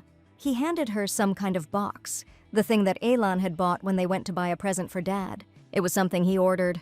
When Elan picked this up, he said he would pick up the rest later. Irita asked if her brother was going to open it and see what was inside. She was also interested, but he said that it was time to go. Aylan also added that everything was fine, and he trusted Caden's skills, to which he said that he felt awkward when he was praised. They said goodbye, and Aiden said they would see each other next time. Irita remembered that the man's name was Caden, and it seemed that her brother knew him quite well. She asked if this was not a gift that her brother had bought for their father, to which he replied that he had bought another gift for his father, and this one was for her, and asked him to open it quickly. He wanted to give a gift for the new year, but something had changed. Now Irita remembered that her brother was supposed to come to the north 2 months ago, but he couldn't. Something happened. When the girl opened the box, she saw a beautiful necklace and earrings inside. They were exactly the same color as her eyes, bright purple. The girl exclaimed that she liked it very much, and Aylan was pleased to hear it. He added that this was a belated congratulation on coming of age. She got out successfully, thought Irita, standing in the center of the square. She changed her hair color with magic, so she didn't have to worry about getting sideways glances. Mary was worried that they hadn't even finished yesterday's sightseeing, but she had some things to see too, and she promised to be back before dinner. The girl thought for a moment about where it would be best to start her investigation. Since she didn't know when the original story would begin, she had to collect as many references to black magic as possible. Irita headed to the library. She hadn't been able to find much information, so she didn't have much hope. But since this was the capital, there might be something useful here. 3 years ago, black magic was banned in the Empire, after which most information about black magic was lost. She looked through many books, but there was nothing suitable anywhere. And while walking down the next row of shelves of books, she tripped over a stack of books and almost fell. Irita turned around. It was strange that some of the books were lying on the floor. Maybe it was not just like that. The girl sank to the floor and decided to study in more detail what kind of books these were. And what she saw pleasantly surprised her. She couldn't believe her eyes. It really was a book about black magic. The price of black magic is the soul of the caster, but after many years of searching, black magicians have found a way to avoid self-sacrifice. This method involves sacrificing the soul of a child, and the most effective victim is a still living child under 100 days old, but the heroine already knew this. And there is one more fact that is not mentioned here. If a black magician does not make sacrifices regularly, he will lose his power, so black magicians obsessed with power kidnap children as sacrifices, which leads to the deaths of hundreds of thousands of children. The official number of victims is very high, and the real one is probably even higher, so black magic was banned. In addition, after the ban on black magic, the Empire declared a hunt for black magicians, but they could not find all of them, because they are indistinguishable from ordinary people. If the Empress used black magic, then she probably sacrificed children. Irita carefully read everything that was written. She wanted to learn at least some new information. And suddenly she found something. It was written there. The record I want to leave in this book is a way to identify those who sacrifice children and not themselves. It was a jackpot. The girl was happy with this find and took this book with her. She decided that she needed to go home quickly and finish reading this book. But some people stood in the heroine's way and they turned to her. "Hey, lady, where are you going?" they asked. These guys looked like local hooligans. At first, the girl politely replied that she was in a hurry and asked to be allowed to pass, but they responded quite sharply, saying that they were also in a hurry and asked what to do now. They also said that she needed to go somewhere quickly with them, and this all started to anger Irita. She snapped her fingers and everything around was engulfed in bright flames. The guys screamed, and even one of them fell to the ground in fear. They started screaming that it was a magician. "Well, now let me through," the heroine asked with a smile on her face. They didn't answer and started running away from her as far as possible, only shouting after her that they were very sorry. Apparently this was instead of an apology. She finally exhaled and said that they were lucky. But as soon as the girl was about to go further, she heard a voice behind her that said that she had amazing abilities. She turned around and saw in front of her a familiar man in a black cloak. It was the same guy who helped her not to lose her hat, but who is he? She asked who the young man was, to which he apologized for frightening her and removed his hood. He replied that he was just a passing, peaceful night. He added that he thought the girl was in trouble and wanted to help, but apparently he didn't have time, since she sorted it out herself. But Irita couldn't shake the feeling that she had seen him somewhere before, and the guy just stood and looked at her. Then he approached the heroine and asked a strange question: did she like his face? The girl did not lose her head and asked if he really was a knight, as he had said earlier, to which he replied that it was true and that he simply walked from place to place, and that he had been in the capital for a little less than a month. Erita said that she hadn't been to the capital for a long time either. She asked where the knight had been before coming here. He had mostly been in the border areas because the monsters had been rampaging for several years now. The knight asked why Erita was in the capital, calling her a mage. She was a little confused, but then reassured herself that he still didn't know who she was. "I was in the north and came to the capital with my family," the girl answered him. The knight had also been to the north. He came there 4 years ago. He remembers that it was hard to live there. Erita assumed that he suffered because of monsters 4 years ago. But she decided to end this dialogue and said that she would go already so that her family would not worry. At parting, they told each other that they were glad to meet each other and said goodbye. He also added that the next time they saw each other, the girl could call him by his name, Leon. She was a little surprised that he was talking about some next time, but he immediately added, "if fate permits," and smiled sweetly. Erita was a little taken aback by this. Why does she have this feeling that she knows this person? And at parting, she said that if they ever met again, then she would also tell him her name. She said goodbye to the knight once again and began to leave. He also bowed respectfully as a sign of farewell and added that he would look forward to their next meeting. At home, the girl immediately began to study that very book from the library. To create an artifact that recognizes black magicians, certain materials are needed. Once they are ready, the work of high-level magicians is required. The girl didn't understand how they came up with this method. It was too complicated. She started reading about what materials were needed to create the artifact. This is a diamond, considered to be expensive among precious stones. To seal the magic, not any size will do. That is, people without money will not be able to do this. She began to think whether it is worth believing this book at all. But in any case, I decided to just read it for now. For personal purposes, this is more than enough. All this time, Erita tried to change the fate of her family. She used knowledge of the original story, and also the achievements of the main female character, Isla. She acquired several profitable businesses and 2 talented people in this world.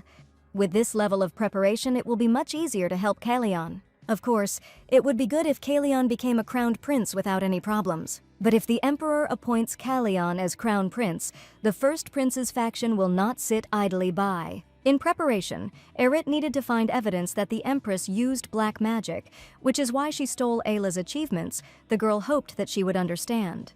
The heroine thought that if she sent this letter, she would prepare everything. To finish it in less than a month, it would take some effort, and Erita decided to work hard from tomorrow. Soon, Mary approached the room with a question as to why the heroine had called her. The girl handed her a letter and asked her to deliver it to the Legrasse Merchant Guild tomorrow. And after that, she simply plopped down on the bed, exhausted because she was very tired that day. There was too much to do to change her family's fate. If the original story had more details, Erita wouldn't have been in so much trouble. She really wanted to know why her family sided with the first prince. The girl felt sorry for Ayla, but she had no choice if she wanted to save both herself and her family. After all, this world is meant for Ayla. It shouldn't be a big problem. Besides, the original story is already destroyed. The Empress died 8 years ago, and Kalion also returned to the capital a year earlier. 2 large-scale events have already gone wrong. As per the plot, if this is not a catastrophe, then what is it? Thought Erita, lying in bed before going to sleep. In any case, the heroine still has the task of helping Kalion, so she asked not to be offended by her too much. In the morning, a question was asked whether Erita thought it would be better to call the merchants home. The girl replied that everything was fine. She was going to get out and get some fresh air anyway. She asked Mary if the family came looking for her to say that Erita was in the square. The maid asked her not to linger, to which the girl promised to be careful and left. And thoughts continued to spin in her head about what she still had to do. She thought that if she invited the person she was going to meet into her house, it would be a big problem if someone noticed. This would immediately show that she had connections with the Legrasse Merchant Guild. This place never changes, the heroine thought, arriving at the place. There was a man sitting at the table, rummaging through documents and papers. The heroine quietly approached him so as not to scare him and shouted, "Surprise!" She asked the man if he was still obsessed with cleanliness. The man's name was Jurgen. He replied that he was not obsessed with cleanliness, he just liked it when things were in their places. Jurgen also asked that next time she at least say that she was going to come, to which Arita replied that she had sent him a letter. And she added that Mary had sent it in the morning and it should probably arrive very soon. Jurgen Casey is a descendant of impoverished nobles, has an exceptional talent for trade, has some connections, and is now the head of the Merchants Guild. He is one of those who was kidnapped by Arita from Ayla in the original story. With the help of Ayla, Jurgen created his own trade guild, and this guild became the most famous in the Empire. He was definitely needed by Arita to get money. The girl knows very little about the future, so she will not be able to organize such a guild on her own. 4 years ago, the heroine approached him and proposed a partnership. Of course, at first he wasn't particularly happy, but now they've been together for 4 years. The girl notes that he was a cutie back then, and she herself was probably too emotional, which is why it happened. "By the way, where is Tyne?" Arita asked him, to which he replied that he needed to go somewhere for a short while, said that it would take about a week, so he should be here today or tomorrow. Suddenly someone came in to see them, and the girl turned around in surprise. It was a young guy. He immediately named the girl's name, also with surprise. It was Tyne. Arita approached him to ask how he was doing. Tyne is a beastman rescued by Ayla, another character that Arita stole from her. Now the wolf leads all the beastmen in the country, and Tyne is the heir of this wolf. The girl first met Tyne 4 years ago, just like Jurgen at a fighting tournament. There were a lot of people in the hall, and the host on stage announced that today, as always, it would definitely be fun. Arita, like the others, hid her face behind a mask and had a hood on her head. These people looked like they had a title and money. At least he could easily escape if his identity was revealed. They were hiding their faces behind these masks. This arena was a place of entertainment for rich people. Arita considered them disgusting bastards. And those who fought against the beasts and monsters were the beastmen. In the past, there were several different races of beastmen, but the Empire always looked down on them. Eventually, they captured them and made them their subordinates. As a result, the beastmen went far into the forest, away from people, and now only a few races remain. "Let's find out who is the highlight of today's program," the host announced. The star of the arena today is a very rare beastman from a small race. A boy of fragile appearance came onto the stage. His legs were in bonds. This is a beastman, a wolf. It was Tyne. The girl's eyes widened. This was the one she needed. In the original story, Tyne was quite large compared to the others. Arita didn't think he would be so small. "He's still growing, that's why he's so small," the heroine thought. The host began to announce his opponent for today, but suddenly a man sitting next to Arita turned to him. He wanted to say that this beast wolf was the one she was looking for, but Arita herself confirmed this earlier. In this place, the beastmen were used only to make money. Arita hoped that at least they weren't sold here. That's why she said to prepare something. The girl knew that his master had been looking for the monster's heart for 3 years, but she was surprised that he agreed so easily. Arita offered an exchange. And here she stands in front of the beast wolf. The bracelet on his hand caught her eye. The girl noted that it was very good that he was wearing this jewelry. The bracelet is an artifact that Arita gave to Tyne. He said he was kidnapped and brought to the arena when he was 5 years old. He damaged his vocal cords and lost his voice. It was too old a wound, so it was too late to heal. Besides, Arita brought him here for the good of her family. She wanted to give him his voice back. Tyne must have been through a lot. The girl thanked him for wearing this bracelet. She also added that she was very sorry that she had to make it in the form of a bracelet, because she wanted to make it in the form of earrings, but she could not make the stone any smaller. Tyne replied that everything was fine. He liked everything that Lady Arita gave him. The girl smiled broadly. She was pleased to hear that. Their dialogue was interrupted by Jurgen asking why Arita had come to him today. In fact, she wanted to ask him for something. When they went out into the city, the streets were quite quiet and empty. He and Tyne went for a walk, and he said that he really wanted to see the girl because so much time had passed. She also said that Tyne had been very busy lately, so there was no opportunity to see him more often. But suddenly she noticed something and stopped in place. There was a man in a black robe standing around the corner of the building. She could see that the man's hair was silver and realized that it was Leon. The girl immediately ran up to make sure it was really him and also wanted to say hello to him and ask some questions. But as soon as she approached that place, there was no one there. Perhaps she just imagined it. Tyne asked her what happened, to which the heroine replied that it suddenly seemed to her that an acquaintance of hers was standing around the corner. In that case, they decided to move on, and Leon was indeed there. He was just hiding, and it looked like he was seriously injured. He could barely breathe and leaned against the wall. He thought that because of family ties, they behaved the same way as the Empress. Leon absolutely did not want to meet the girl in such a state. He pressed his hand tighter on the body so that the blood would not leak onto the ground. He thought that Arita would definitely be worried if she saw the wounds because she was a kind person. Sometimes she may even worry as if it were her own personal problem. In Liana's eyes, Arita literally looked like an angel. That's why he didn't want to cause her pain and inconvenience. But now he didn't know when the effect of the cover magic would wear off, so he couldn't go out. This is definitely not normal. There was sadness in the guy's eyes now, and a lack of understanding of how to do the right thing. Arriving home, the girl fell onto the bed. Today she walked a lot, and, just like every day, a lot of thoughts were spinning in her head. She thought about Liana. She was sure that their eyes met and it couldn't be a vision. Now she clearly saw the guy's gaze at the moment when they crossed paths and realized that he was there after all. Arita couldn't understand why he disappeared. Did he really not want to see her? Or maybe he is deliberately avoiding her. But after all, at all the meetings before this, he approached the girl himself. But suddenly her thoughts were interrupted by others. Why should this bother her at all? Because they don't even know each other. She was even a little angry. It was all because the person she wanted to talk to was avoiding her. The next day after lunch, Arita and her father went for a walk in the garden, and the girls shared that the lunch was very tasty. Their chef Evan promised that he would serve them first class. The girl laughed and said that he probably wanted to show off his skills for his dad's birthday. Suddenly, the heroine stopped and began to look closely at her father. She smiled sweetly and congratulated her father on his birthday.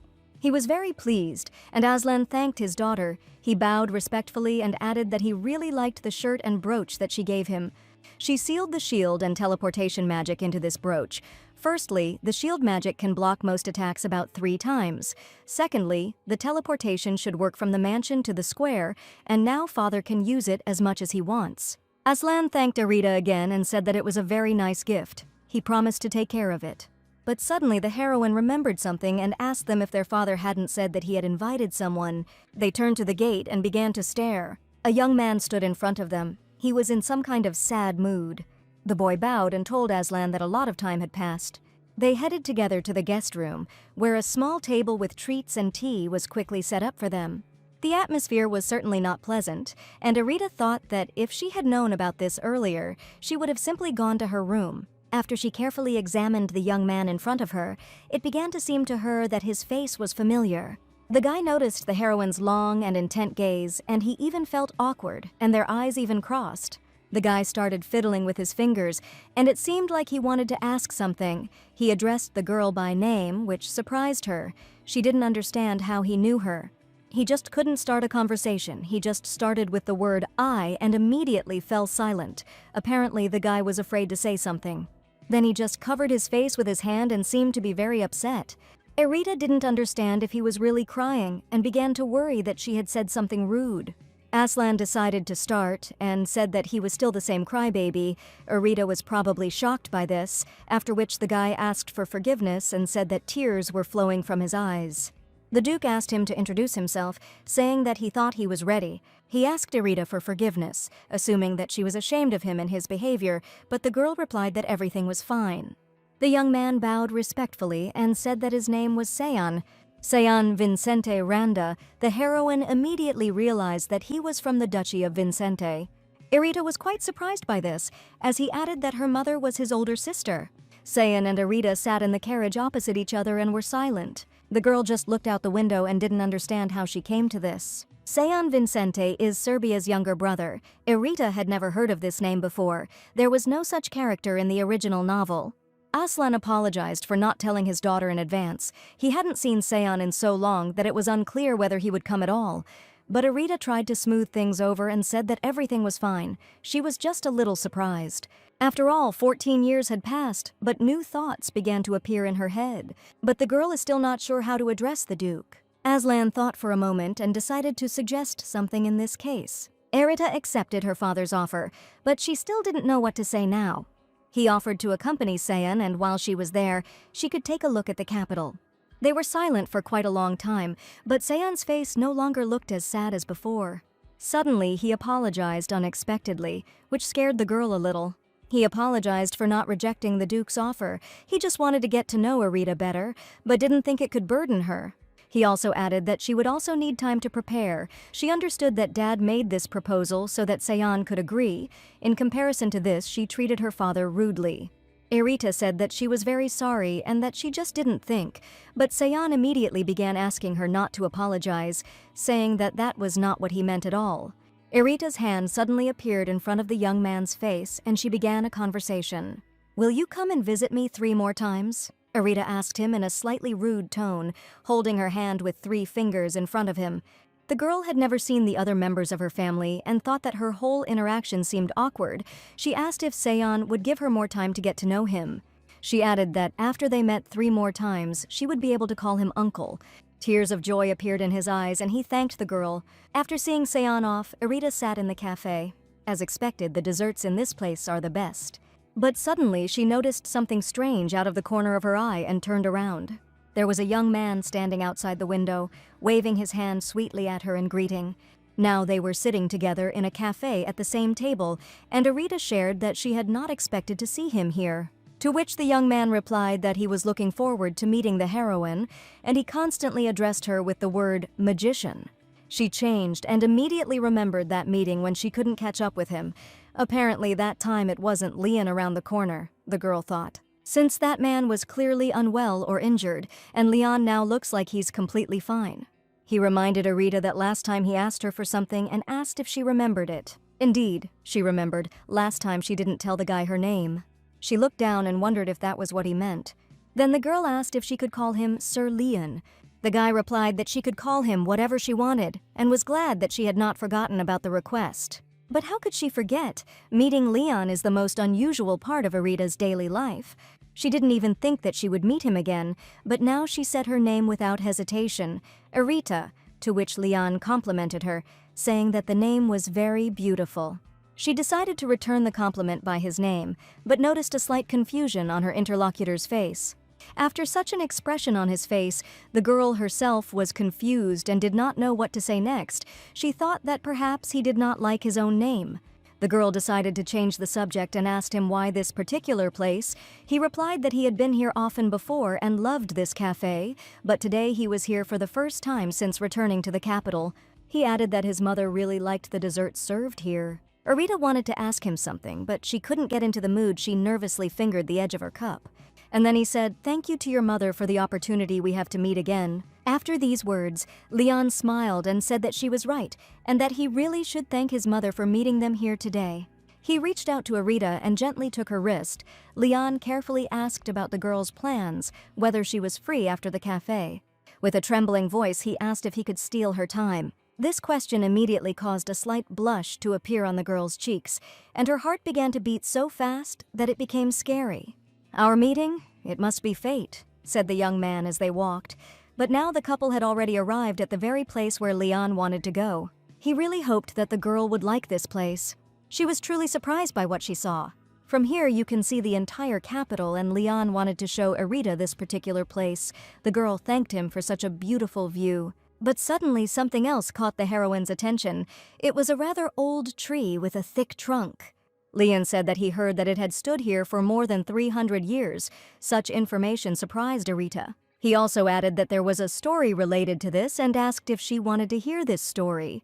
Leon heard this story from his mother, so he doesn't know for sure if it's true or not. He looked up to the very top of this huge tree. 300 years ago, according to legend, tears of the sun god fell on the place where this tree grew. On the night when the destruction of black magicians was announced, a white beam of light descended here. The tree that grew was very small at first. It was so white that in the night it seemed as if it was emitting light. The tree that grew from the tears of the sun god sounded like a myth, of course, but at the same time it was very romantic. As they were walking back, Arita shared that she had really enjoyed spending the day like this with Leon, and he reciprocated. But now the moment had come when it was time to disperse, but they decided to stand for a while longer. "When can we meet again?" the young man asked. Arita clenched her hands in surprise, because she didn't know what to answer. She can't promise anything yet because for now, they both have secrets from each other. But then an interesting thought came into her head and she wanted to voice it. When accidents happen 3 times, it is already fate. Then Leon promised that they would definitely meet again, but for now he couldn't say when that would be. The Baron's office, he sits and does paperwork in silence. Suddenly, he was distracted by an extraneous sound. Apparently, someone was about to enter his room. "Your Highness," says the guy who entered, "this is Leon." The man immediately jumped up and started shouting why it was taking so long, but Liana was not embarrassed. He calmly began asking how he was doing and added that the uniform suited him very well. The man was furious that Leon was 2 hours late and remained so calm, but the boy replied that there was a reason for it. "Maybe something good happened in the Information Guild," Leon asked. He said that he didn't find much information, but the man didn't believe it. Because Leon was smiling so much, he had never seen him like that before. The guy was thinking about something, as if he wanted to tell something. But then he replied that he had forgotten something because he suddenly had a headache. It seemed like the time he spent with Arita was better than he thought. A voice came from behind the door calling for dinner, but there was no time. Leon's uniform had already been prepared, and he needed to change quickly. His brother would arrive soon. This information saddened the young man a little. "His Highness the Second Prince has arrived." He immediately turned to his brother, saying that a lot of time had passed, but it seemed that he was not very happy to meet. They exchanged a few words, saying that they were glad that everything was fine with each other. "You know I'm always worried about you," his brother said. To which Kalian answered him the same. It was a disgusting conversation, very feigned and hypocritical. Meanwhile, Arita was sitting in her room and was very busy with some painstaking work. One wrong move, and it could all be over. She couldn't let all her efforts just go to waste, so she was very focused. The diamonds needed to create the artifact were given to her by Jurgen, but he gave them to her with a little indignation and a question about what the girl was going to do with so many of them. But it will be difficult to put 5 layers of magic on such a small stone. Even though diamonds are strong, Arita still needs to be very careful. Suddenly, the stone lit up, and the heroine jumped slightly in place from surprise and joy. The next 4th layer has also been created. Now there is only 1 left. She didn't want to overdo it, so she decided to stop for today and leave this work. Suddenly, Mary entered the room and said that she had brought snacks. Arita was happy about this because she was on a break right now, and the maid said that the Duke had bought these treats just on the way. This made the girl even happier, because these were the same desserts from Arita's favorite cafe in the capital. While she was enjoying the delicious food, she thought that Leon also said that this was his favorite cafe and that he liked their desserts. Just think, Leon treated her as if nothing had happened, the heroine thought in her head. And while she was eating, it occurred to her that he was definitely the man in the alley, but it was unclear why he ran away. Arita decided that she needed to ask him about that meeting. Mary noticed that the girl's expression had somehow changed to sadness and asked if maybe she didn't like the treats. Arita replied that everything was fine. She was just thinking about one of her friends, and Mary immediately became interested. Arita began to describe the situation as if she had nothing to do with it. She said that this friend of hers had met someone a couple of times. They knew each other's names and even walked together. And one day she went to the square and saw this man. But he immediately seemed to evaporate, and she thought that their eyes met. Arita looked at the maid with a smile and asked her opinion about this situation. Mary immediately realized what was going on and asked if the person you met was a man or not. Before Arita could even respond, the woman began to scream and swear, saying that she shouldn't date such a person. The girl tried to calm the maid down. She said that this story was definitely not about her. And then there was a knock on the door of the room. Arita allowed them to enter with a smile. It seems she was even amused by Mary's reaction. The heroine was informed that the Duke was looking for her. When she entered her father's office, he handed her a letter and said that it was from the Marquise. And he added that he asked the Duke to deliver it personally to Arita. He also said that he really liked the gifts from the girl, but she met with Seon 2 more times after his last visit. One time Seon came himself, and another time Arita visited him, and when she went to see him, she gave him a scarf with her embroidery.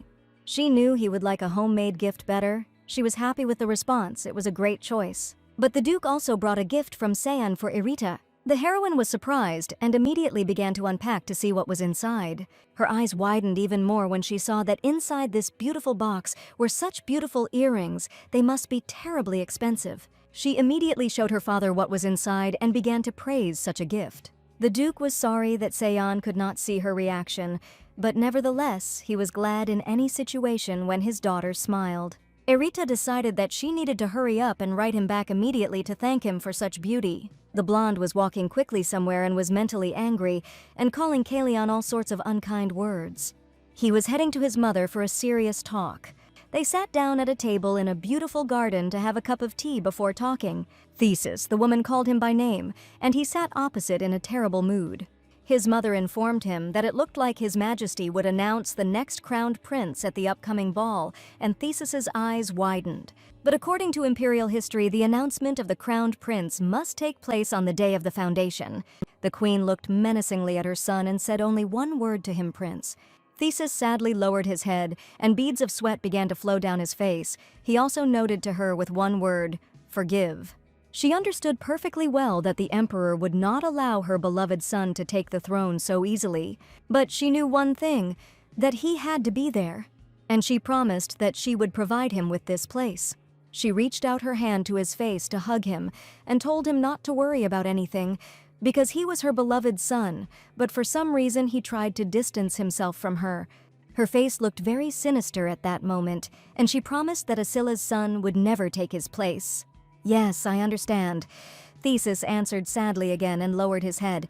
He had nothing else to answer, and he also couldn't contradict his mother. Finally finished, Arita happily held in her hands the artifact she had made herself. It took some work. She was worried that she wouldn't make it in time for the ball, but not only did she manage to finish on time, but Jurgen also made such a beautiful watch out of it. In 3 days, the original story will begin. The heroine was very anxious inside because of this, but she was ready. Considering how distorted the circumstances are now, the continuation will probably be completely unpredictable. Arita had prepared everything so carefully, but she didn't understand why she was so nervous. The girl hoped that everything she had prepared would be useful. Mary said that the festival would start today. Arita was still standing on the balcony. She wanted to put all her thoughts together and calm down. And in the evening, she decided to go out and get some fresh air. The festival was bigger than she expected, and there were a lot of people. The girl decided to move away a little to watch the fireworks, and she also needed to hide her hair color so as not to stand out from the crowd. The boys running past her accidentally touched her. They were in a great hurry to get closer to the fireworks so that they wouldn't take up space. And because the heroine lost her balance because of this, she hit her face into some passerby, who immediately asked her if everything was okay. Raising her head, the girl immediately recognized Leon. Just think, the girl had disguised herself. She didn't understand how he could recognize her, especially in such a crowd. The guy's answer was not long in coming. He recognized the girl by her eyes. There was silence between them for a while. The girl was embarrassed by such words and by the next meeting in general. Meanwhile, the fireworks had already started, and Arita immediately turned around to look at this beauty. Everyone around was delighted and silently enjoyed it. But Arita seemed to have an idea, and she turned to Sir Leon and asked him if he thought it would be enough. She just snapped her fingers and the fireworks increased tenfold. The entire sky lit up with bright colors. People around couldn't believe their eyes. They asked each other if they could see it and shared their opinion that this year everything was much cooler than before. Leon noted that Arita was still kind and dropped his head in embarrassment at his own words. Nothing had changed since that day. He held in his hand that same bracelet, the lucky bracelet she had given to Kalion when they first met. Then she said that maybe it was superstition, but if he had this bracelet, it would definitely bring good luck. And now they were just standing next to each other and enjoying the view. The heroine didn't even realize that she had known this man for quite a long time. He couldn't delay any longer, and today he wanted to tell the girl everything. He had to reveal his true identity. He turned to Arita, saying that today he had to tell her something. Such words greatly surprised the girl. He hesitated for a long time and didn't know how to present it correctly. But suddenly passers-by and everyone who was at the festival began to whisper and talk to each other, pronouncing the name of Arita. They said that somewhere here there was Lady Crova Hearts. The girl said that she was mistaken for someone else, and they immediately decided to run away from sight. But Arita suddenly stopped him. She noticed something. The girl said that he dropped something and rushed to pick it up, but in fact it was a bracelet by which she would immediately understand everything herself. The guy's face immediately changed. He was scared because he wanted to tell her everything himself and didn't know how she would take this information now. This bracelet was now in Arita's hand. Suddenly she would get angry that Kalion deceived her, posing as another person. Arita immediately realized that this was the bracelet she had given to the main male character at the Empress's funeral. She looked up at Leon and didn't even know what to say to him. Her hands and legs were shaking from it. She didn't understand how she could not recognize those blue eyes. After all, she saw them when she was little, the same eyes as the main male character. Irita remembered that every time they met, he called her a magician, which meant that he knew about everything from the very beginning. The heroine immediately turned around and was about to leave. As a parting gesture, she only apologized for her rudeness. Leon tried to stop her. He reached out and almost managed to grab the girl, but she suddenly disappeared, and only some magical images remained in front of him.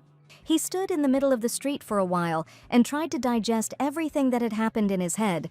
The guy was very hurt and offended that everything had turned out exactly this way. He punched the wall with all his might. He regretted it and didn't want this outcome. After all, he himself planned to tell this today. The truth is that he is Kalion Ruin Elver and they have already met.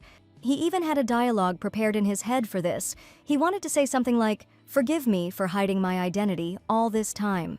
Now he thought that the heroine would not forgive him for this deception. He had the opportunity to tell the truth, but he could not force himself. If only he knew that everything would turn out like this, he would have told me later. Kalion consoled himself that everything was fine, and he would still have a chance. In 3 days. He had to explain everything to Irita. The next day, Irita sat at the table and had breakfast, but she was thinking about only one thing. Leon turned out to be Kalion. She fingered his bracelet, or rather her lucky bracelet. She didn't expect to meet him again. Kaylin knew from the very beginning who Irita was, but if it weren't for the bracelet, she wouldn't have been able to recognize him. The girl didn't understand why he needed to hide his identity and specifically get to know her. Maybe he wanted to get some information from Irita, but they didn't really talk about it. In any case, the girl was very upset. You can't deceive people like that. Irita thought he was a good person, but she tried to push thoughts about this man away from her. They weren't even close, so she should stop feeling betrayed. But to put it into words, Leon was just a pleasant conversationalist, and she also knew that he was hiding something. She decided that the next time they saw each other, she would act as if it was their first meeting. That should work. And so the day of the ball arrived. The weather outside was pleasant and sunny, and the whole castle was bathed in the rays of the sun. Irita was already ready. The dress fit her perfectly, but she was a little worried that she had overdone it with her look. Suddenly, she heard a familiar voice that said that when she was born, she was so tiny. She saw her father in front of her, a smile shining on his face, because his daughter looked so beautiful, and he himself was not bad. He added again that Irita had grown so much, and he was so proud of her. Aylan was already waiting for them at the entrance, and Aslan suggested that they all go into the hall together. Now, all 3 of them were standing on the threshold and getting ready to enter. From the moment Irita crossed the threshold, it seemed like the prologue of the original story began. The girl held her father's arm tightly. It made her feel calmer. And as soon as the original story begins, Ayla will also come. By the will of fate, she will meet Kalion. And these 2 will fall in love with each other. Irita knew she couldn't lose control and make a mistake. She definitely needed to keep a cool head. And before entering, her father asked her not to forget that Aylan and he were always nearby and would always be on her side. The heroine was very grateful to her family for such words and for their constant support. Thanks to the 2 of them, she was truly happy. And no matter what happened, she also promised to always protect the 2 of them. They entered the hall where they were already introduced. Duke Aslan Crowahearts of the Duchy of Crowahearts, Sir Aylan Crowahearts and Grand Duchess Crowahearts. They stopped as people immediately started approaching them and greeting them. Among them was Ceylan, whom they did not expect to see. He noted that this was probably not Irita's first public appearance, so he had to come and help. He asked the girl if she was very worried, to which she replied that everything was fine and that she thought she would be more worried. But in reality, she was worried for other reasons that she couldn't voice yet. She needs to use the artifact to find out what kind of black magic the Empress used, but to use it on the Empress, she needs to be at least 5 steps away from her. We need to get closer to her. There is less than a week left, and Irita will not have another chance to be alone with her except at this banquet. The girl heard that they were beginning to introduce the next guests, the most noble luminary of the Empire. Her Majesty Empress Aisha Renison and His Majesty Thesis Ruin Elver, First Prince, they have arrived. This announcement made our heroine tense up considerably. The Empress and Thesis, she began to feel scared. For the past 8 years, faces that cannot be forgotten have been ordered to raise their heads. The Empress began her speech. But then he entered the hall, His Highness the Second Prince, Kalion Ruin Elver. Of course, Arita simply couldn't help but direct her gaze at him. It really was him, Kalyan, or as was more usual, Sir Leon, but they simply missed each other and both pretended not to know each other. The dancing began. The men began to invite the ladies. Everything looked very beautiful and solemn. Arita turned to her brother and offered to take care of her. Of course he wouldn't refuse his sister.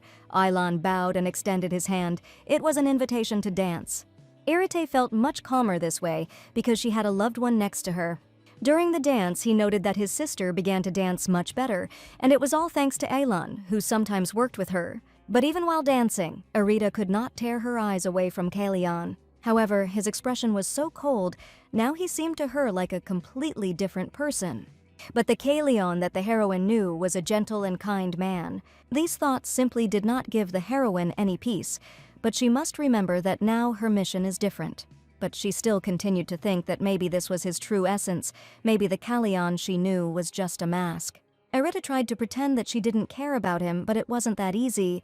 Aylan, of course, noticed the girl's thoughtfulness and asked her what was the matter. But she couldn't answer her brother this time. But she noticed that her father was literally drilling them with his menacing gaze and jokingly said that Aylan's back was probably hot.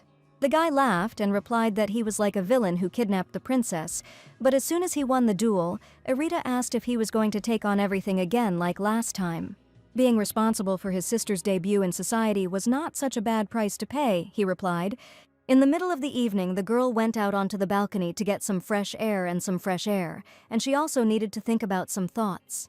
She danced only 3 times and already felt so tired. After all, she danced Seon. Dancing is also a kind of work. Arita looked into the distance and thought that the masquerade was supposed to take place in 3 days. If she wants to secretly approach the Empress, this is the best moment. This is the day when the most people will gather in the palace. The mask would hide her face, but what to do with her hair, Arita thought. Using magic was too dangerous. Someone might see her using it. She needed to think some more, but suddenly someone's voice called out to her. It was Tane, the very same beast wolf. Arita was surprised to see him there and immediately asked how he got there. He asked to wait and abruptly darted around the corner as if hiding from someone.